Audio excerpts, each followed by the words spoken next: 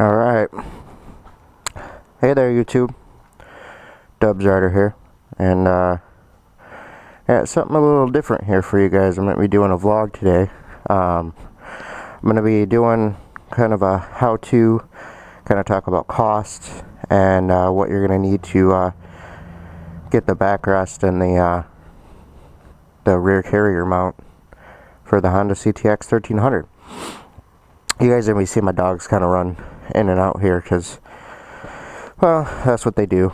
They like to come in and out of the garage and get in my way from time to time. But as you can see here, I've got the rear carrier mount already on the bike here.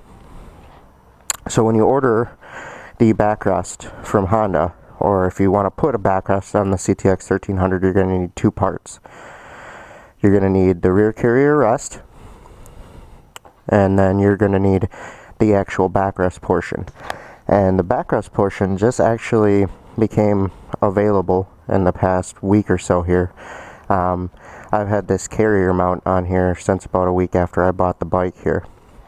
And I'm not going to go into too much detail here on how to install this because it's super simple. So this will kind of be a how-to for you guys that might be wanting to get this as well, so you don't have to pay somebody to install it. It's going to be super simple. So you see here, there's two bolts here and there's two bolts here. When you buy the bike stock, there's a little plastic insert that sits in here, and you just take a screwdriver, kind of pop that out, make sure you don't scratch your paint or anything.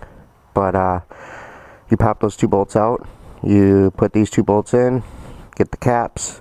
It comes with these caps. You put these caps in for each one of these here, because these just come machined, and then put these caps in. This is kind of universal. I'm missing a cap there already, it looks like. But these are kind of universal because you can use this mount, I believe, for the trunk as well. And the trunk's going to go in these 4 bolts. But for the backrest section, you're only going to use these 2 bolts. Now, this whole portion here and the mounting hardware that came with it, I believe ran me right around $178 or so. So, I mean, it's not exactly cheap for what you're getting there, but it's a nice heavy-duty steel there. So, I mean, you don't have to worry about the quality, at least. I haven't had any issues with it so far. I've been using a Cortec 2.0 bag that I just kind of set on here, and my wife's been using that as kind of a backrest slash storage for right now, or up until I could get the backrest for it. So got the backrest in today because I've been out of town, and so I'm gonna take you guys through here what's all in the box. This is how it comes from Honda. So you've got your main painted section here, which is going to go, you know, on the back of the backrest, and that's painted to match the bike there. So, and that's a pretty good job that they do on the paint job there.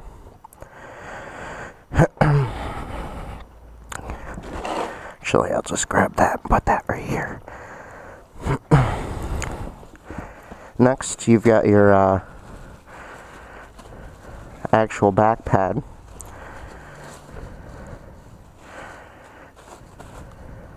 They put in there, and that's what's going to go on the front of this. So it's going to go like so. Hopefully this is all coming out in the camera here, but really nice quality. It's the same material as the seat. Nice thick pad.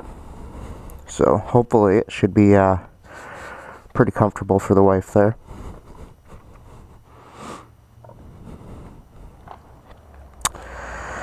Next, you've got your actual mount here, and this is what's going to go on that slot on the rear carrier rest there. It's kind of like a rubber kind of bumper there, but haven't haven't quite figured out how all this is going to go on here yet, but as soon as I do, we'll kind of walk through this together.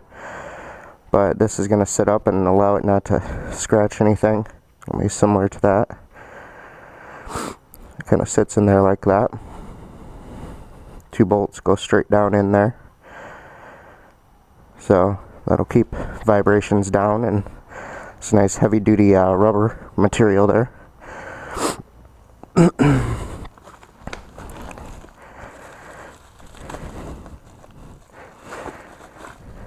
Then you've got this piece here, which doesn't look like there's any instructions at all in here. So I guess they figure it's so simple you can just figure it out. But yeah, not quite sure where that goes yet. We'll figure that out. Grab this. This is probably the next piece here. This is going to be the actual spacer for the bolts. So that's going to sit in there like that and allow you to actually mount it to the carrier there. So nice thick metal there. Not too bad. And then you've got your actual bolts.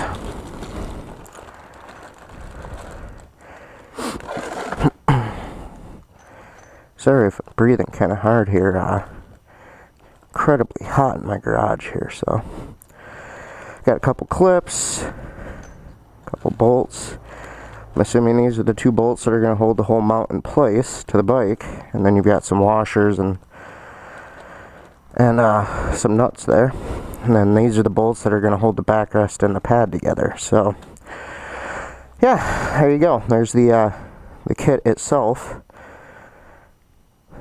for the backrest and pad.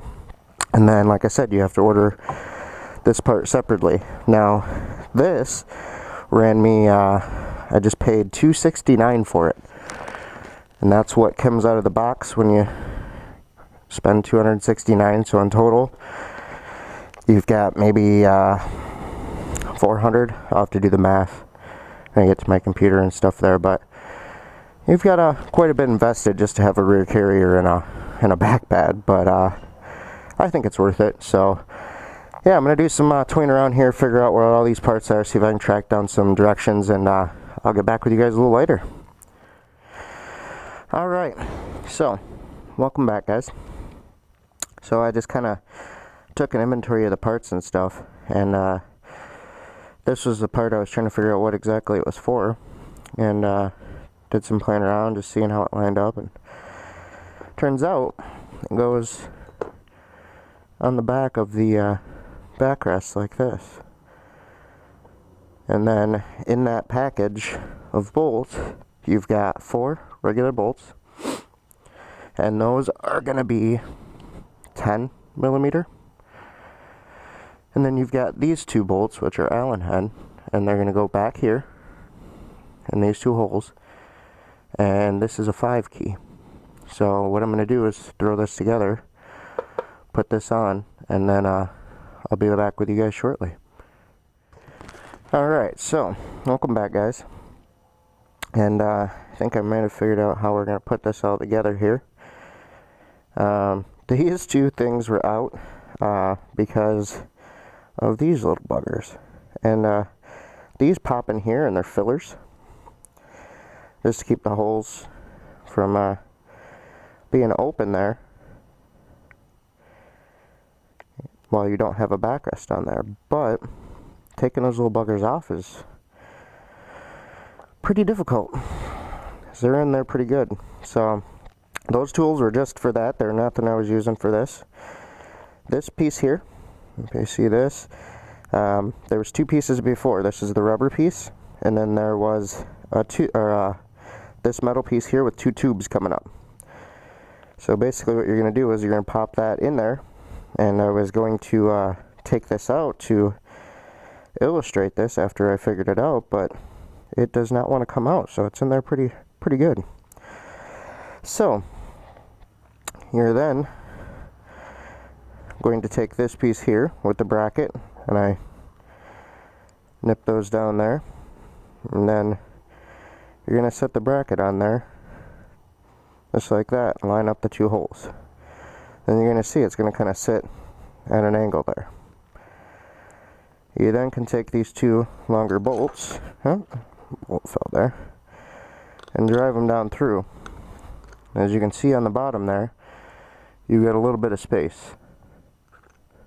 So those two now go into these two holes. So you're just going to line these up here, put these in, and you're all setting in place there. You're going to take these washers and nuts, and you're going to go from underneath here, and I don't know how well this is coming out on camera, but you're going to go from underneath here, and you're going to slide these on.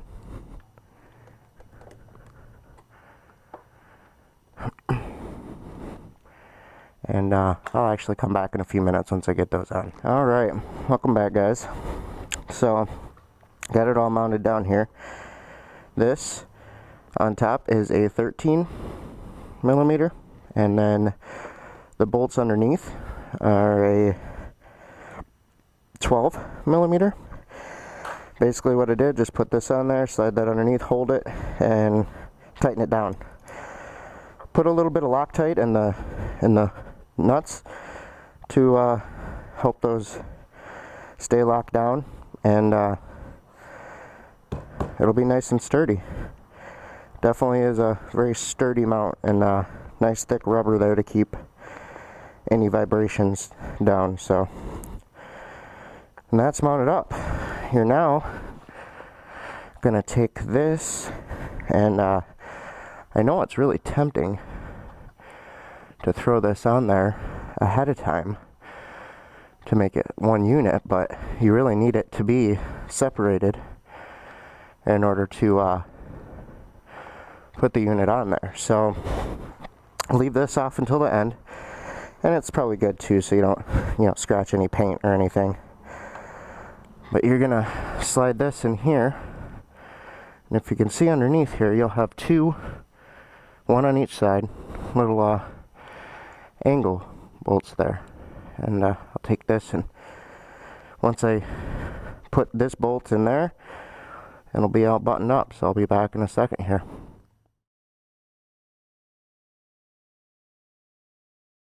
Alright, so welcome back. Time saving tip here.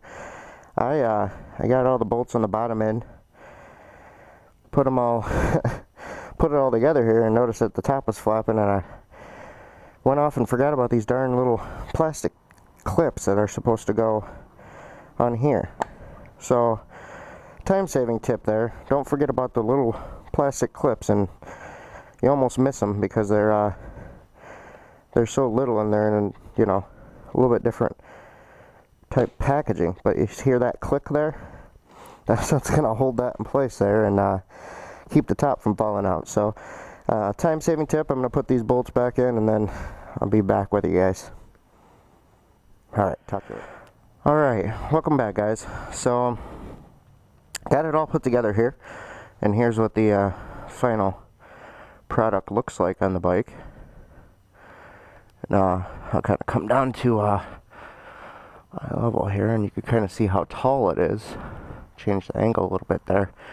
It's not particularly tall, but I think it's going to be a really nice area for backrest. And then what I planned on doing is this would be a nice spot for my backpack to sit when I'm going to work, so I can just set my backpack against that, grab the two straps, strap it around to these little bolts back here, and then good to go. So I don't have to worry about any other kind of tie downs or anything, kind of hold it in place. It really is nice and sturdy.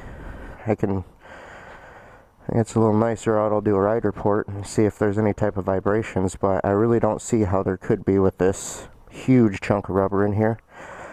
I think the color matched backplate here is a nice little touch. Makes it look a little bit more classy.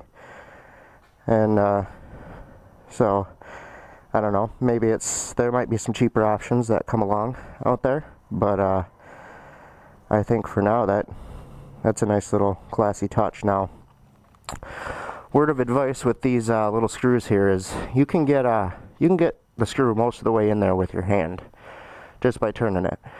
But keep in mind, this is a pretty fragile plastic piece here with paint on it, so just take your time. Maybe if you've even got to go a quarter turn at a time, or if you've got a nice little tool that'll get in there sideways and you can kind of use a ratchet on it, it might make it a little easier. But the angle in which those bolts are doesn't allow you to go straight in. That bolt's coming down kind of straight into the plate, so you're not going to get anything kind of straight on in there and be able to spin it with the space or constraints there. But yeah, just take your time. You don't want to scratch this up. Obviously you've got a pretty decent investment into it, so you don't want to scratch anything up. And so yeah, I'll do kind of a ride report after I get my wife on here and see what she thinks of it. But I don't think it really detracts from the look of the bike. I think it really kind of completes that look. There's kind of a pocket angle look here,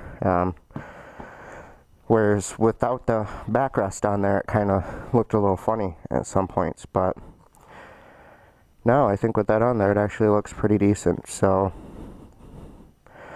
hopefully this was helpful.